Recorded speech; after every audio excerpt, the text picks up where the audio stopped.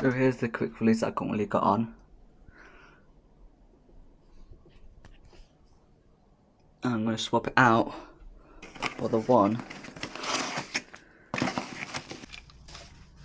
in the box. This one's an updated one. I'm going to swap this one out with the old one. So yeah.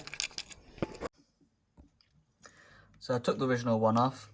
You see how basically the version 1 is basically like that. And version 2, yeah, it's a bit bulkier on the bottom side, so I'm going to tighten it up now. Oh, should I say? I'm going to put it on now, it should be a lot easier. Oh, that's a lot stiffer, I'll tell you that for sure. So that's a lot firmer than the other one. The other one just slips on and off. So now it's on, looking at it. That is a lot sturdier than version 1. So I'm happily paid to get the version 2 because I just like the new look of it. Even though I do like the ridged version of this going round, but version 2 is thicker at the bottom and it didn't come off. Like when you do it like that, you can feel it coming off at the front. This one, it's on there tight. So great purchase.